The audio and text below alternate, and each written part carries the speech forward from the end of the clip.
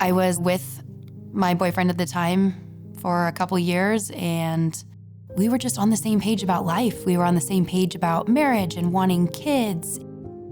My name is Sarah, and I'm 31 years old. We became pregnant, and about 12 weeks along, I ended up having a miscarriage on my bathroom floor.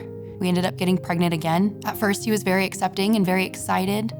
And then about a week into it, he just changed his mind. He got very aggressive in the way that he changed his mind. He started calling me at all hours of the night and trying to convince me that an abortion was better.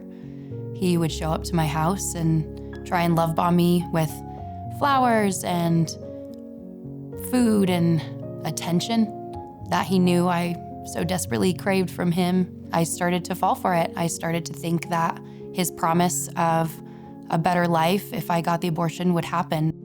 The appointment was made, and so my boyfriend and I drove up to Ontario, and he let me walk inside the building. Walking into the Planned Parenthood, that was scary. I started talking to the woman behind the counter, and it was behind glass. I started crying, and she had just told me to quiet down because I was scaring people.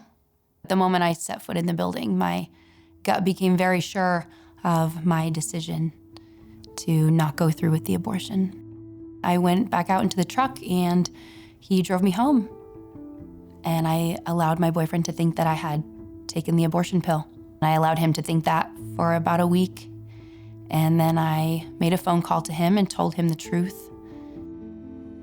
The coercion began again.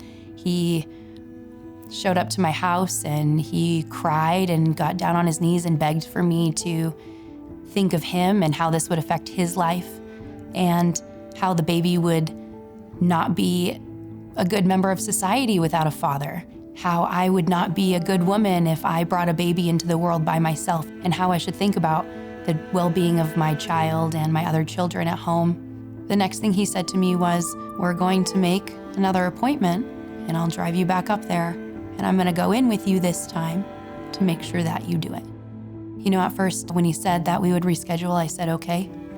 I said, let's go ahead and do that. I was so sad. I was so scared. I was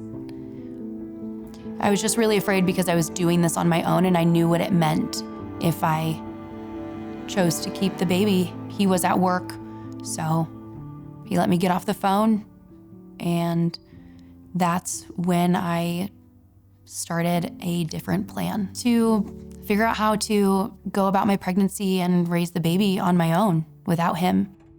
I reached 12 weeks of pregnancy, and that is when I sent him a piece of paper saying that abortions are not legal anymore, and he got incredibly angry, and at that point I blocked contact.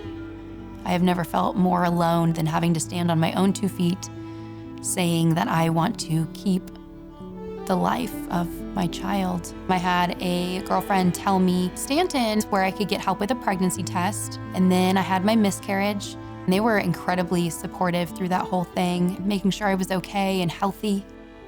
And it wasn't until I had gotten pregnant again that I came back in. They remembered me. They remembered my story from the first time, and their support just didn't waver.